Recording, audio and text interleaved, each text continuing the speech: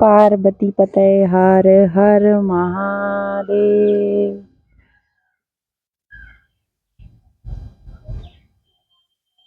शिव पुराण की कथा आज हम छठा अध्याय प्रारंभ करेंगे। सीताराम सीताराम। ओम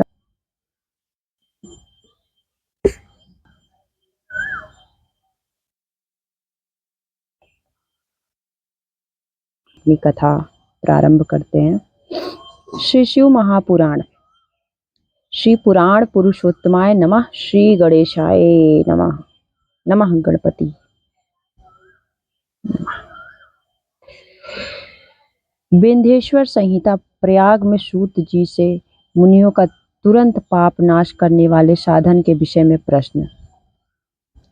अनंत मंगल ममा जात समान भाव मार्यम तमीश मर्जारा मरात्मदेवम पंचाननम प्रबल पंच विनोदशीलम सांभवे मनीष शंकर माम्बिकेश्वम, जो आदि और अंत में तथा मध्य में भी नित्य मंगलमय है, जिनकी समानता अथवा तुलना कहीं भी नहीं है, जो आत्मा के स्वरूप को प्रकाशित करने वाले देवता हैं, जिनके 5 मुख हैं, और जो खेल ही खेल में अनायास जगत की रचना, पालन और संहार तथा अनुग्रह एवं तिरोभाव रूप 5 प्रबल कर्म करते रहते हैं, उन सर्वश्रेष्ठ अजर अमर ईश्वर अंबिकापति भगवान शंकर का मैं मन ही मन चिंतन करता हूँ।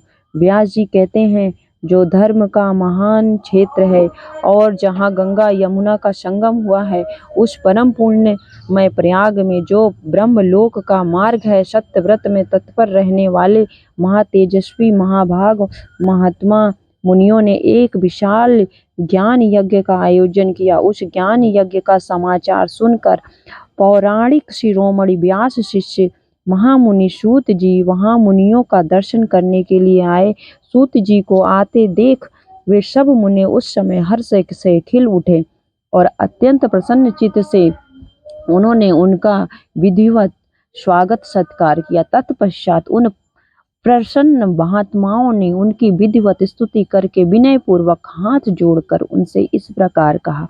सर्वज्ञ विद्यमान रोमहर्षणी जी, आपका भाग्य बड़ा भारी है। इसी से आपने व्यास जी के मुख से अपनी प्रसन्नता के लिए ही संपूर्ण पुराण विद्या प्राप्त की, इसलिए आप आश्चर्य स्वरूप कथाओं के भंडार हैं। ठीक उसी तरह जैसे रत्नाकर समुद्र बड़े बड़े सारभूत रत्नों का आगार है, बड़े बड़े रत्नों का आगार है, तीनों लोकों में भूत वर्तमान और भविष्य तथा और भी जो कोई वस्तु है, वह आपसे अज्ञात नहीं। आप हमारे सौभाग्य से इस यज्ञ का दर्शन करने के लिए यहाँ पधार गए हैं और इसी व्यास से हमारा कुछ कल्याण करने वाले हैं, क्योंकि आपका आगमन निरर्थक नहीं हो सकता। हमने पहले भी आपसे शुभाशुभ तत्व का पूरा वर्णन सुना है, किंतु उससे तृप्त नहीं होती, हमें उसे सुनने की बारंबार इच्छा होती है। उत्तम बुद्धि वाले सूत जी, इस समय हमें एक ही बात सुननी है। यदि आपका अनुग्रह हो तो गोपनीय होने पर भी आपका उस विषय का वर्णन करें।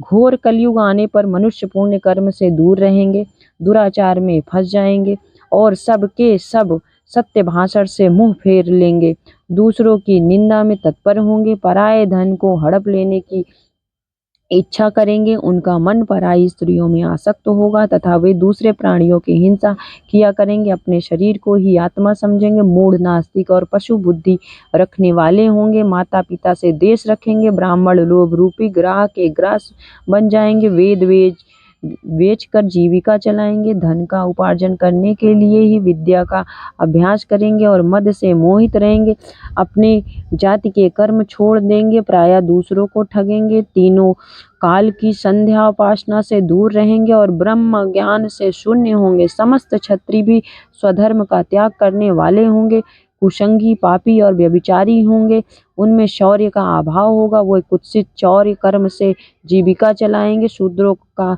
सा बर्ताव करेंगे और उनका चित्त काम का किंकर बना रहेगा। वैश्य संस्कार भ्रष्ट, स्वधर्म त्यागी, कुमार्गी, धनोपार्जन परायण तथा नाप तौल में अपनी कुत्सित वृत्तिका का परिचय देने वाले होंगे।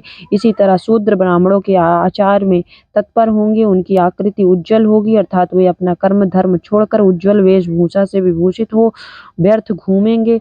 वे स्वभावतः ही अपने धर्म का त्याग करने वाले होंगे। उनके विचार धर्म के प्रतिकूल होंगे। वे कुटिल और द्विज निंदक होंगे। यदि धनी हुए तो कुकर्म में लग जाएंगे, विद्वान हुए तो वाद विवाद करने वाले होंगे। अपने को कुलीन मानकर चारों वर्णों के साथ वैवाहिक संबंध स्थापित करेंगे, समस्त वर्णों को अपने संपर्क से भ्रष्ट करेंगे। वे लोग अपनी अधिकार सीमा से बाहर जाकर द्विजोचित सत्कर्मों का अनुष्ठान करने वाले होंगे। कलयुग की स्त्रियां प्रायः सदाचार से भ्रष्ट और पति का अपमान करने वाली होंगी। सास ससुर से द्रोह करेंगी, किसी से भय नहीं मानेंगी, मलिन भोजन करेंगी, कुत्सित भाव में तत्पर होंगी। उनका शील स्वभाव बहुत बुरा होगा और वे अपने पति की सेवा से सदा ही विमुख रहेंगे। सूत जी, इस तरह जिनकी बुद्धि नष्ट हो गई है, जिन्होंने अपने धर्म का त्याग कर दिया है, ऐसे लोगों को इहलोक और परलोक में उत्तम गति कैसे प्राप्त होगी। इसी चिंता से हमारा मन सदा व्याकुल रहता है। परोपकार के समान दूसरा कोई धर्म नहीं है। अतः जिस छोटे से उपाय से इन सब के पापों का तत्काल नाश हो जाए, उसे इस समय कृपा पूर्वक बताइए, क्योंकि आप समस्त सिद्धांतों के ज्ञाता हैं। व्यास जी कहते हैं, उन भाविता आत्मा मुनियों की यह बात सुनकर सूत जी मन ही मन भगवान शंकर का स्मरण करके उनसे इस प्रकार बोले। ये कथा का अध्याय 1 है। शिव पुराण का परिचय। सूत जी कहते हैं, साधु महात्माओं, 10,000 श्लोक हैं। महात्माओं, आपने अपने बहुत अच्छी बात पूछी। आपका यह प्रश्न तीनों लोकों का हित करने वाला है। मैं गुरुदेव व्यास का स्मरण करके आप शिव पुराण का परिचय। सूत जी कहते हैं, साधु महात्माओं, आप पूछी है। आपका यह प्रश्न तीनों लोकों का हित करने वाला है। मैं गुरुदेव व्यास का स्मरण करके आप लोगों के स्नेहवश इस विषय का वर्णन करूंगा। आप आदर पूर्वक सुने। सबसे उत्तम जो शिव पुराण है, वह वेदांत का सार सर्वस्व है तथा वक्ता और श्रोता का समस्त पाप राशियों से उद्धार करने वाला है। इतना ही नहीं, वह परलोक में परमार्थ वस्तुओं को देने वाला है। कलश राशि का विनाश करने वाला है। उसमें भगवान शिव के उत्तम यश का वर्णन है। ब्राह्मणों, धर्म अर्थ काम और मोक्ष, इन चारों पुरुषार्थों को देने वाला वह पुराण सदा ही अपने प्रभाव की दृष्टि से वृद्धि या विस्तार को प्राप्त हो रहा है। विप्रवरों, उस सर्वोत्तम शिव पुराण के अध्ययन मात्र से वे कलयुग के पापासक्त जीव श्रेष्ठतम गति को प्राप्त हो जाएंगे। कलयुग के महान उत्पात तभी तक जगत में निर्भय होकर विचरेंगे जब तक यहाँ शिव पुराण का उदय नहीं होगा। इसे वेद के तुल्य माना गया है। इस वेद कल्प पुराण का सबसे पहले भगवान शिव ने ही प्रणयन किया था। विद्येश्वरी संहिता, रुद्र संहिता, विनायक संहिता, उमा संहिता, मातृ संहिता, एकादश रुद्र संहिता, कैलाश संहिता, शतरुद्र संहिता, कोटि रुद्र संहिता, सहस्त्र कोटि रुद्र संहिता, वायवी संहिता तथा धर्म संहिता, इस प्रकार इस पुराण के 12 वेद या खंड हैं। ये 12 संहिताएं अत्यंत पुण्यमयी मानी गई हैं। ब्राह्मणों, अब मैं उनके श्लोकों की संख्या बता रहा हूँ। आप लोग वह सब आदर पूर्वक सुने। विद्येश्वरी संहिता में 10,000 श्लोक हैं। रुद्र संहिता, विनायक संहिता, उमा संहिता और मातृ संहिता, इनमें से प्रत्येक में 8-8 हजार श्लोक हैं। ब्राह्मणों, एकादश रुद्र संहिता में 13,000, कैलाश संहिताओं में 6,000, शतरुद्र संहिताओं में 3,000, कोटि रुद्र संहिताओं में 9,000, सहस्त्र कोटि रुद्र संहिता में 11,000, वायवी संहिता में 4,000 तथा धर्म संहिता में 12,000 श्लोक हैं। इस प्रकार मूल शिव पुराण की श्लोक संख्या 1,00,000 है, परंतु व्यास जी ने उसे 24,000 श्लोकों में संक्षिप्त कर दिया है। पुराणों की क्रम संख्या के विचार से इस शिव पुराण का स्थान चौथा है।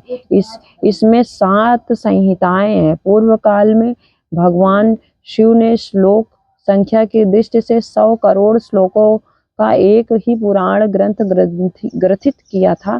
सृष्टि के आदि में निर्मित हुआ वह पुराण साहित्य अत्यंत विस्तृत था।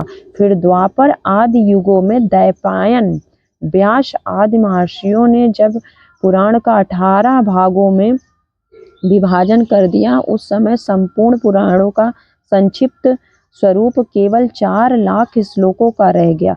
उस समय उन्होंने शिव पुराण का 24,000 श्लोकों में प्रतिपादन किया। यही इसके श्लोकों की संख्या है। यह वेद तुल्य पुराण 7 संहिताओं में बटा हुआ है। इसकी पहली संहिता का नाम विद्येश्वरी संहिता है, दूसरी रुद्र संहिता समझनी चाहिए, तीसरी का नाम शतरुद्र संहिता, चौथी का कोटि रुद्र संहिता, पांचवी का उमा संहिता, छठी का कैलाश संहिता और सातवीं का नाम वायवी संहिता। इस प्रकार ये 7 संहिताएं मानी गई हैं। इन 7 संहिताओं से युक्त दिव्य शिव पुराण वेद के तुल्य प्रामाणिक तथा सबसे उत्कृष्ट गति प्रदान करने वाला है। यह निर्मल शिव पुराण भगवान शिव के द्वारा ही प्रतिपादित है। इसे शैव शिरोमणि भगवान व्यास ने संक्षेप से संकलित किया है। यह समस्त जीव समुदाय के लिए उपकारक त्रिविध तापों का नाश करने वाले, त्रिविध ताप का नाश करने वाला, तुलना रहित एवं सत्पुरुषों को कल्याण प्रदान करने वाला। इसमें वेदांत विज्ञान में प्रधान तथा निष्कपट निष्काम धर्म का प्रतिपादन किया गया है। यह पुराण ईर्ष्या रहित अंतःकरण वाले विद्वानों के लिए जानने की वस्तु है। इसमें श्रेष्ठ मंत्र समूहों का संकलन है तथा धर्म, अर्थ और काम, स्त्री वर्ग की प्राप्ति का साधन का भी वर्णन है। यह उत्तम शिव पुराण समस्त पुराणों में श्रेष्ठ है। वेद वेदांत में वेद रूप से विलासित परम वस्तु परमात्मा का इसमें गान किया गया है। जो बड़े आदर से इसे पढ़ता है और सुनता है, वह भगवान शिव का प्रिय होकर परम गति को प्राप्त करता है। इस प्रकार इस कथा का शिव पुराण का परिचय का दूसरा अध्याय पूरा हुआ। आगे का अध्याय हम अगले कथा में पढ़ेंगे।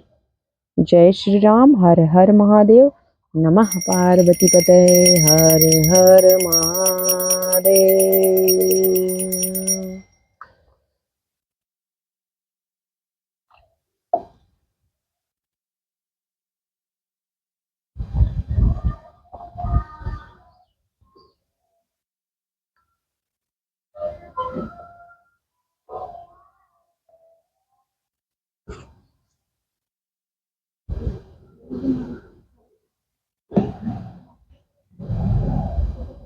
जय श्री राम। हर हर शंभु।